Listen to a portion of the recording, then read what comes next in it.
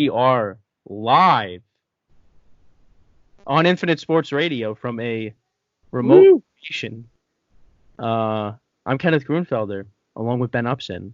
And At these, quarantine headquarters. yeah, pretty much, live from our homes. That was a terrible opening. But yeah, hey, it wouldn't be an Infinite Sports Radio broadcast without a terrible opening for myself. So Hey, yeah, you're right. you can't even call it Infinite Sports Radio because we're not even on the radio. We're on Yeah, Skype. we're doing this on Skype, so Yeah, and the quality. limited resources out there. Yeah, and as I was testing out the equipment, the cameras, it's a little bad, but we'll deal with it. This is the best. We're gonna make it work somehow, some way. So let's go back to about, well, I would say, what was it, like March 2nd, I want to say.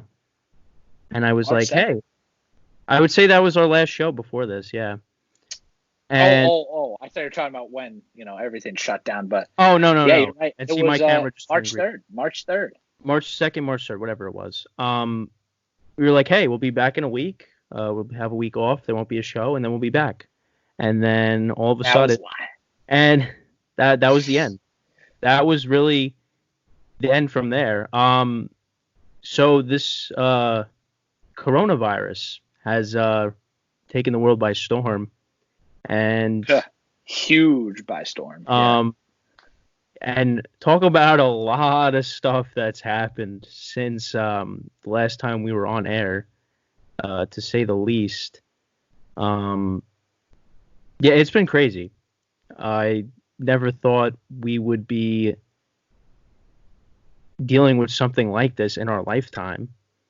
It's almost like something like in a movie. I know, it's like something you really can't picture. Yeah, it's like one of those things in the movies, like you just said.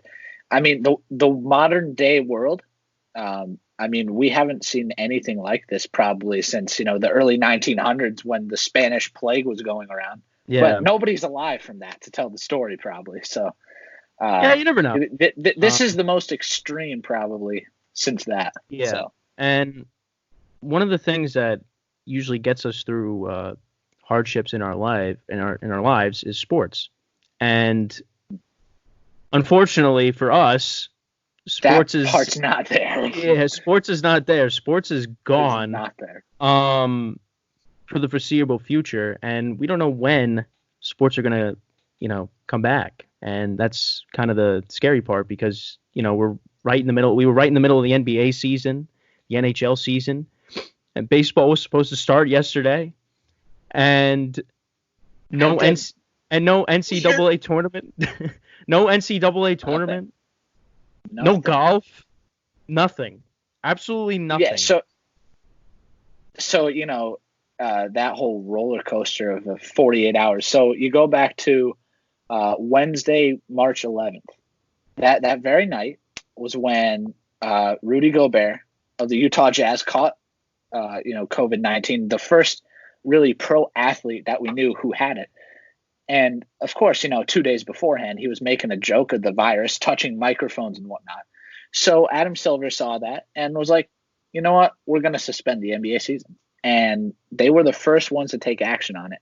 And I'm really glad because throughout this whole, before all this hype really even started, Kenny, the first week of March, it was more like talk and no action because we didn't realize how bad it was going to escalate into. But the NBA kept telling us, we're prepared to play without fans. And I think that it was a great move because they really started, everything else from shutting down because then the next day on Thursday, the 12th, all the NCAA conference tournaments were canceled. The NHL suspended their season, MLS soccer, baseball suspended the rest of spring training. I mean, everything just really started shutting down, and it was all because of the NBA really starting it that night. Yeah. I mean, when you really look at it, like all the commissioners of each organization, Adam Silver is like the lead dog of the pack, because we've talked about Rob Manfred a lot over the course of the past couple of months. After after calling the World Series or the Commissioner's Trophy a piece of metal, I mean, I think you just got to knock him down to worst commissioner, honestly. Even Yeah, Gary Bettman of the NHL is better than yeah, him right now, I think. yeah. God. I mean, um, yeah, and then of course Roger Goodell, he's just another one that you just shake your head at. I Um, don't understand him. so really, so really, as sports fans, well, actually, really, as sports fans, like I was just about to say, there has been really nothing to talk about except for, thankfully, the NFL. Oh The my gosh. NFL, the Dude, NFL free agency. if it wasn't for free agency, I think we'd all be, like just sitting in bed all day, be like, oh, what am I gonna do today? Exactly. I know. I'm playing MLB The Show 19, not 20, 19 right now. I'm doing a franchise with the Yankees. I mean, Yeah, it's really. I mean, because there's no baseball. What am I supposed to? What am I supposed to do? yeah, yeah. And It's right true. before I came on, I lost to the White Sox 14-6. Ooh, My pitching was not up to par. So yeah, but hey, 11-3, we're doing good. We won 2 out of 3 against the Astros. You know, so hey, just got to keep playing that until baseball comes back, I guess. Um, nothing but else we can do, honestly. yeah, but Yeah, who knows when this is going to end? But unfortunately, we won't be back in the studio doing our show together for the rest of the year. Obviously, in the fall we'll be back. Same old deal. But right now, we're gonna, for the foreseeable future, and maybe even in the summer, um, Infinite Sports Radio will be on Skype, and hopefully get this stuff onto YouTube because we're recording this as we speak, and you get to see our lovely faces. exactly. The better, I even mean, better. yeah. So, yeah. But you know what? Let's get into sports. Let's get into the NFL stuff. What And we I guess I can guess talk about. I guess towards the end we'll talk about the more about the virus and just our closing remarks and everything. But so NFL free agency. Let's get to the biggest thing that happened, and this is something that we've talked about. Something that I've said a couple of times on the show is that Tom Brady. Um, I felt as though the longer it took to strike a deal with the Patriots, the less there was a chance for him to come back. And he's a Tampa Bay Buccaneer, and I was shocked. Um, I figured he was leaving, but at the same time, I thought he would end up on the Chargers because I think the Chargers right now, if you look at both teams, both rosters, I think the Chargers have a better defense. Now, obviously, Melvin Gordon signed with the Denver Broncos, so they have Eckler and Justin Jackson. But I think that team was better suited for a playoff run. Now, you'd be in the same division as Patrick Mahomes. The Broncos, you've seen the stuff that they've done in the offseason to make them better. The Raiders have made some moves to make them better, signing Corey Littleton. That would be a tougher division. I think the South is going to be a tough division as well. But I think the Chargers right now are a better team suited for Brady than the Bucs. However, the Bucs on offense, Chris Godwin, Mike Evans, and then you have the tight end tandem of O.J. Howard and Cameron Brate. That might be the best array of weapons that Brady's ever had. Yeah, And and Kenny, I don't know if you can see my screen right now, but I pulled up a picture of Tom Brady, Mike Evans, and was that Chris you, Godwin on the right? you might Yeah. have to switch it. We're still not Oh, very advanced yet, but I know. We're all new to Skype, aren't we? yeah. Oh, that's why I should have clicked. Start sharing. That would have helped too. Did it work Oh, now? okay. Oh my God. Yeah. There we Yo, go. look at that. Now it works. Okay. Oh wow. Okay. Yeah, that is that's a nice picture to look at there. Yeah. Tom Brady, Mike Evans, and Chris Godwin. So yeah, just think about that trio in Tampa now this year, Kenny. I think it was an interesting move that Brady went to Tampa. I mean, obviously he sees potential down there, and he's got guys around him now. So I Right. can't see why the Bucs won't do okay this year. Yeah, I think it's a big deal Yeah. that Tampa got him. So props to them. I know, but he went from really rags to riches, to be honest. I mean, you go from having, Matt Izzo and Matt Lacoste, the old Giants tight end. Well, the short stint, I don't know, it was like a 1-2 year stint. But and then who was the other one? A 39-year-old Benjamin Watson, or how old he was. And then a banged up Julian Edelman, Jacoby Myers, N'Keal Harry. I mean, just Philip Dorsett, Josh Gordon, for the amount of time they had him this season, this past season, or last year, whatever you want to call it. And kind of a banged up offensive line. Now he's going into a better system offensively. Now, the one thing you have to worry about is that defense. Now, they brought back Ndamukong Suh. They brought back JPP. I wish the Giants would have brought him back, but we'll get to the Giants. But anyways, yeah. We'll get to the Giants. But they bring back JPP. They bring back Ndamukong Suh. They bring back Shaquille Barrett, who led the league in sacks. The defense did play a lot better. So now, what's the record of that team? What do we think? I think 10-6 is reasonable. I don't think they're the best team in their division. No, I think the Saints are still going to be good with Breeze, and the Saints signed Emmanuel Sanders, which is they need a number 2 receiver to complement Michael Thomas. Right, they desperately needed that. Sanders. And you still have Jared Cook, who you brought in. And Kenny, while we're talking about the NFC South right now, what's going on in Carolina there, dude? Like Cam Newton released by the Panthers. They re-signed Kyle Allen to a deal. Mm-hmm. They got PJ Walker, who was an XFL star this year with Houston. That's the other thing I feel bad for is the XFL, because I was actually I know you really weren't watching it, but I was watching it. And I kind of enjoyed it for what it was. It was more football, but I watched like the first couple of opening weeks. It wasn't piquing my interest, but it wasn't the worst league that I've sat down to watch. I think there was definitely it was definitely a good season going for the XFL for its debut season. Yeah, exactly. Because I wanted to see how it would be like the first year all the way through. I want to see obviously there'd be a semifinals and then a championship. I wanted to see how the playoffs were, and you wanted to see it succeed. Obviously Vince McMahon is funding it, right? I think he said like the first 3 years, something like that. So it's gonna be here next year. The other thing is, I think if more recognizable players join this league to be give them a chance to have a shot to make it back to the NFL, I think more people will tune in, because there's guys out there that the XFL could bring in that would attract more fans. But but to your point with Carolina, I do feel bad for Cam. I was never really a big Cam fan. Didn't really like his attitude in the early part of his career. Obviously, during his MVP season, he thought he was on top of the world, and everyone was like, "Oh, they're gonna beat the Broncos," and I'm like, I don't know. That defense is pretty good, and we saw what happened in that Super Bowl. That defense just absolutely, sucked the soul out of Cam Newton, and he was not the same since then.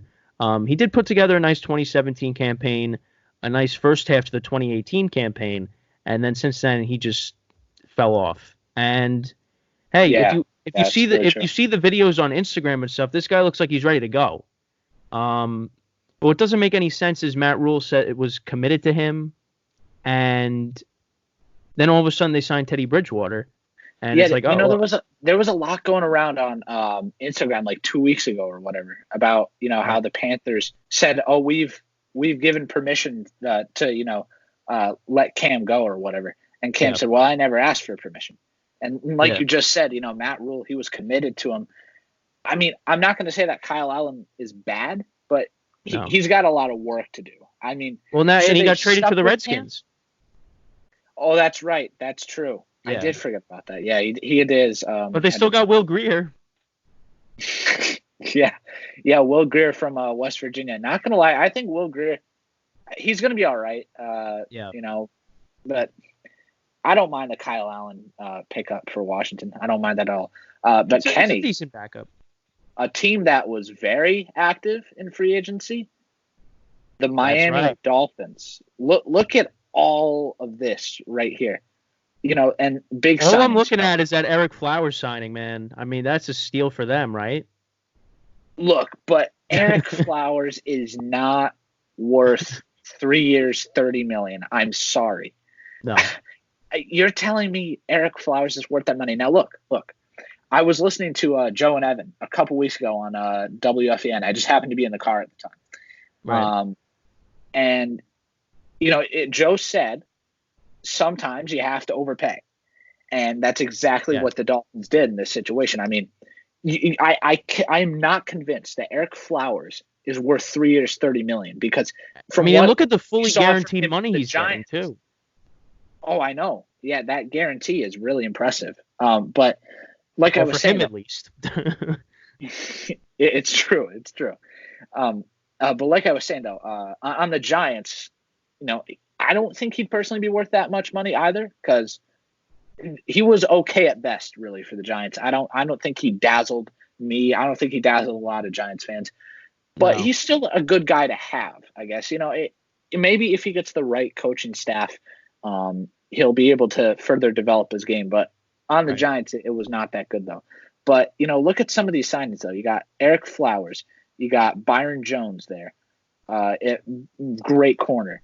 Shaq Lawson they picked up. Kyle Van Noy from the Patriots. Talk about the Patriots, too, trading away a lot of their players. I mean, Brady gone, Gostowski gone, Van Noy gone, Jamie Collins. Yeah, all those guys. Duron Harmon they traded to Cincinnati, I believe. And that's somebody they've had for a while. Oh, yeah. Yep, it's true.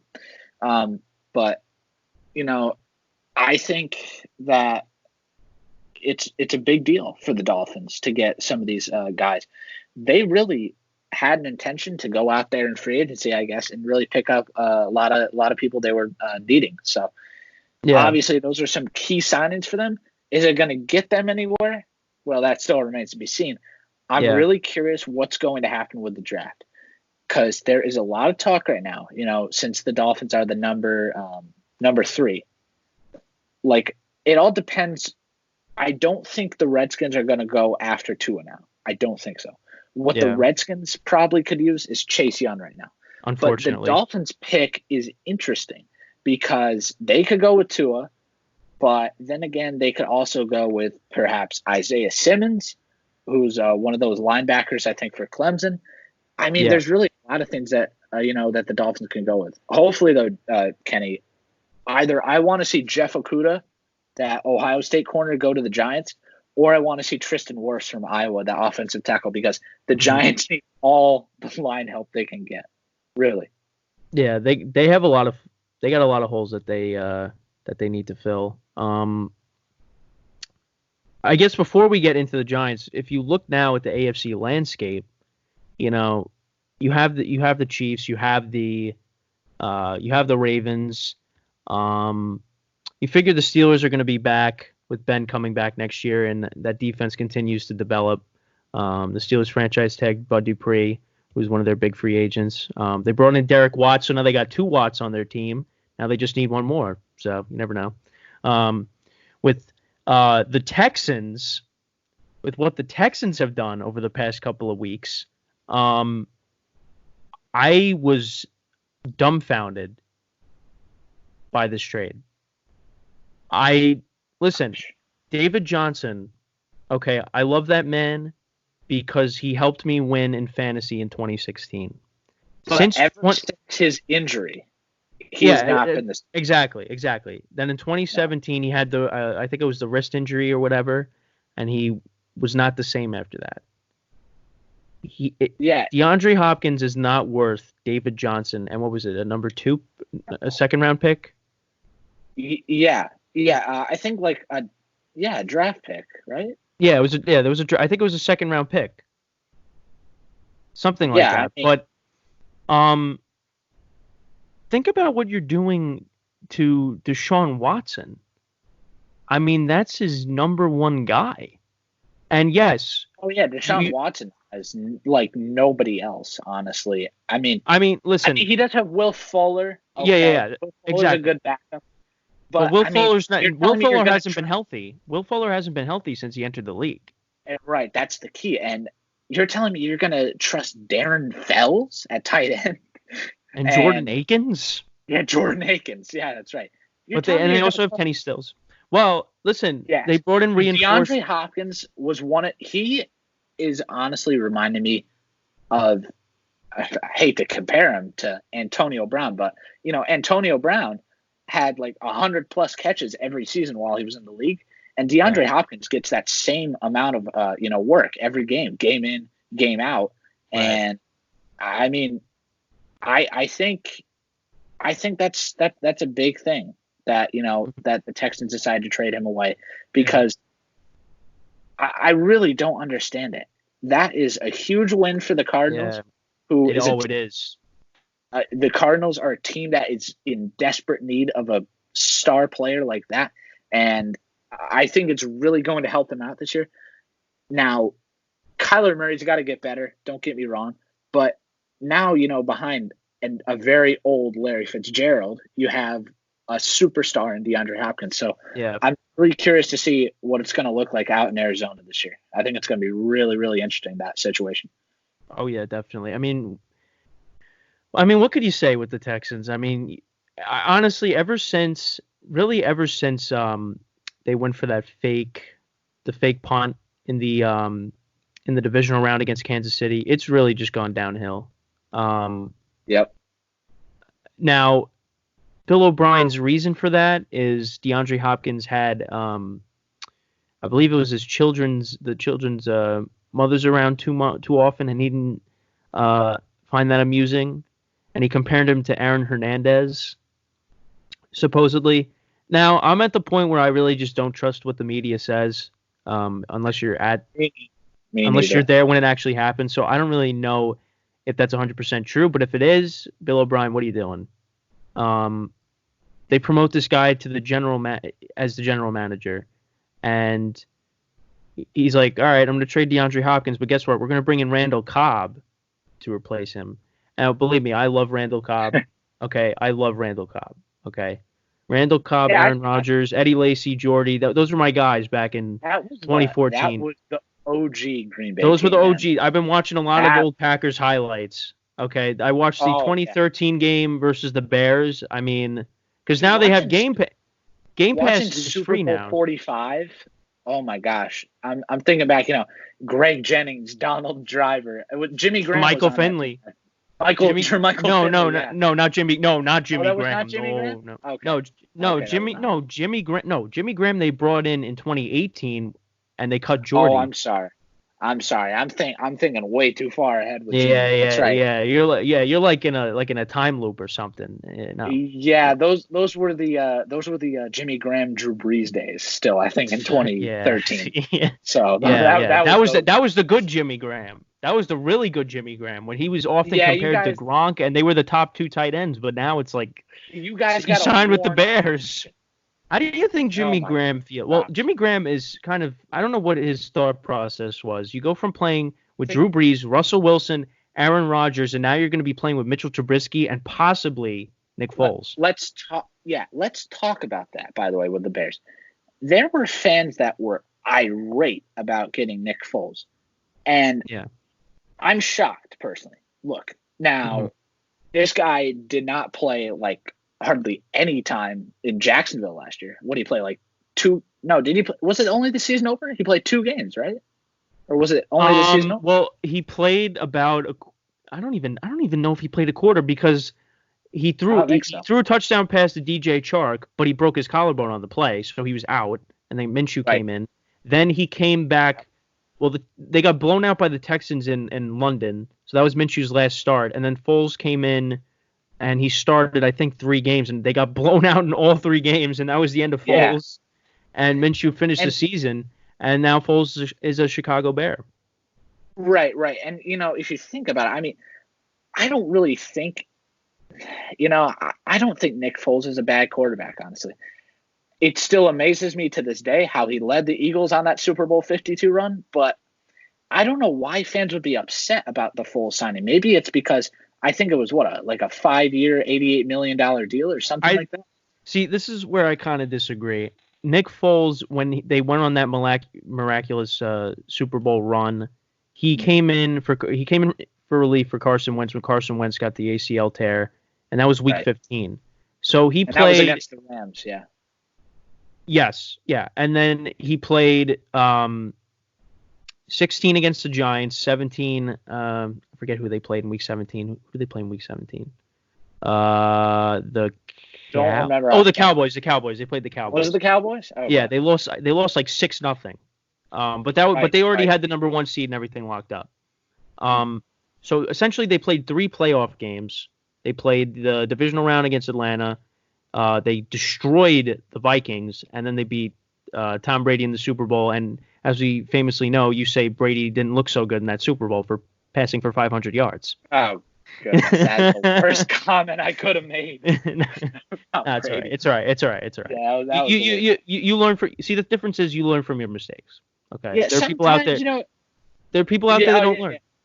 Yeah, sometimes I don't hear everything that comes out of my mouth while we're on air. So, but, no, I know exactly what you're saying. So. Yeah, but so if you look at that, that was only for that was 6 games he played or whatever. Right. Okay. Right. That's not a full season. Okay. Now 2018, he played the last couple of games again because Wentz, I think, had like a back injury or something, and then he played in the wild card game against the Bears.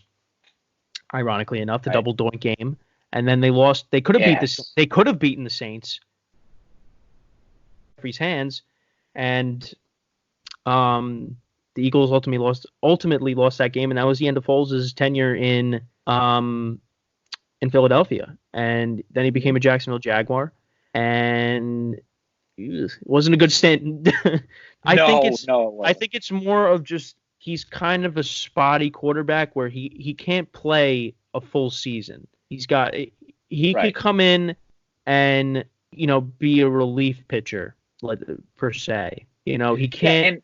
He's not good for a long duration of a season. That's what I feel, and I think a lot of people feel that way, and I think that's what Bears feel like. But honestly, I was just gonna say, like you were just bringing up there, I think that's a really good point about how he might not be fit for a full season. I'd have to agree with that, but I mean, I'm not saying he's not the answer to Chicago's issue. He's not he's not a full step up above Mitch Trubisky, and Mitch Trubisky's like down here, not even in the camera shot. Yeah. Like, look, but is it a decent signing? Yes. Are they going to see what he can do? Yes. Did they pay too much for him? Well, that obviously still remains to be seen. He's not the answer in Chicago, no matter what. I don't think so. I just can't see that happening right now. But I hopefully he does all right because ever since that Super Bowl 52 run, I mean, I've kind of been pushing for him because I figured he would keep it up, but maybe he's just a one and done deal. I mean, that still remains to be seen. But yeah, hopefully Chicago brings something better for him, and hopefully Jimmy Graham is pleased in the end too because he went to Chicago. But yeah, well, for right now, Mitchell Trubisky is going to be throwing the football to him, but maybe this is good for Trubisky. Maybe this lights a fire under him, and he goes out there and proves that, hey, you guys traded up for me. This is why you traded up for me. But because last year, maybe he'll start. I guess we could consider 2019 last year now. We're in that. Now we're technically in the new season. Yes, we are. But Trubisky was awful. He was terrible. Year one, he was okay. Very subpar. But when that first night, that opening night against the Packers, I mean, he was awful, terrible. And I was thinking, hey, maybe the Packers got a defense. That was an ugly opening night performance. Oh, that was terrible. But you know what? The thing is, though, I think Trubisky did put the Bears defense in really bad spots. Now, if Foles comes in, I don't think Foles is going to be as bad as Trubisky. I think Foles might be, like you said, might be a little bit better than Trubisky. The only thing is Foles doesn't move around like Trubisky. I think if Trubisky implements his legs more, like you saw in the Cowboys game when they played the Cowboys on that Thursday night, Trubisky was running around all over the place, making plays. Yeah. And that's the Trubisky that you need to succeed if you're the Bears. And I think a lot of times Trubisky kind of refrained from running. There's a couple times where I would be watching the Bears games, and you would think Trubisky's going to take off, and he doesn't do anything. He just stands in the pocket. That's not his game. Right. One of the dumb things when they were playing the Chiefs on It was Week 16 on Sunday night, and Chris Collinsworth had the audacity to compare Trubisky to Patrick Mahomes and say how they're similar No, quarterbacks. no, no, he did not say. He did he really? I think so. I think so. They pulled up. They had the graphics up. Oh, They had, the good. similarities of Mahomes and Trubisky, like thrown on the run or something. You can look it up. You look up. Game Pass has the whole game, all the games now. Go to Week 16, Sunday Night Football versus the Chiefs, and you would see it. Oh my gosh, I guess I don't even remember that. Wow, that's really bad to say that, Chris. Come on, man. I think though it was. I think it was in large part to kind of defend Trubisky because you don't want to rip on the guy. But listen, if the guy stinks, the guy stinks. No. This guy's been terrible. Yeah. No, you could have got Patrick Mahomes or Deshaun Watson, but you're like, hey, let's get Trubisky.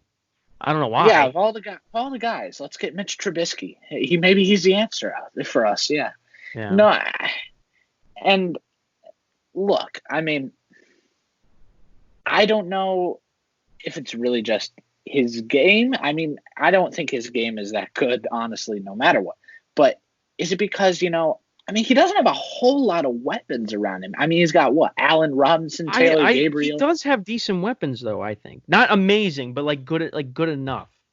I think Allen Robinson's good. I don't know if he's a number one, but he would definitely be a number two.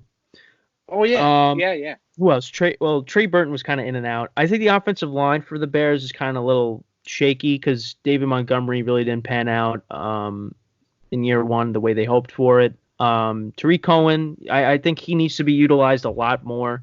Anthony Miller's decent. I think they do have decent weapons.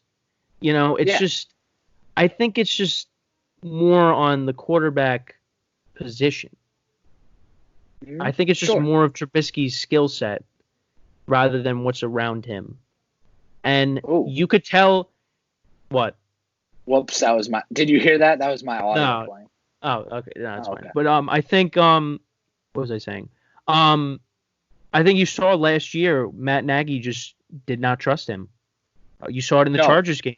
No, he did. They were running the ball constantly, like towards the end to kick that, ultimately, hopefully, kick the game-winning field goal to win. And Matt Nagy was saying, well, if we don't run the ball, then we get sacked and whatever. He just clearly didn't have a lot of faith in Trubisky. But, and Kenny, I pulled up here. I'm sure. Can you see it? Yeah, I can see it. Yeah. I pulled up. This is Mitch Trubisky's game log from last season. So, I mean, if you look at these numbers, they're not that good at all. No, they're not. They're not. He had only 2 games last season where he had over 300 passing yards. 2 games. And that was against the Lions Thanksgiving. And the Packers somehow. Well, that's because he threw 53 times. That explains that. Yeah. They could have tied that game too. Yes, you're absolutely right. They could have. I mean, looking at these numbers, that is Mitch Trubisky is really, really not living up to his expectations. I mean, he threw 17 touchdowns last year. 17. Oh my Lord, that's terrible. I really don't know how the Bears still ended up going 8-8. I mean, it was really their defense that was their saviors. Defense, that's the thing. That's the thing with the Bears, and they're kind of now for Bears fans, they're fearing the worst because they could end up like the 2017 Jacksonville Jaguars, where you go to the AFC Championship game, and then the following year you're just complete garbage.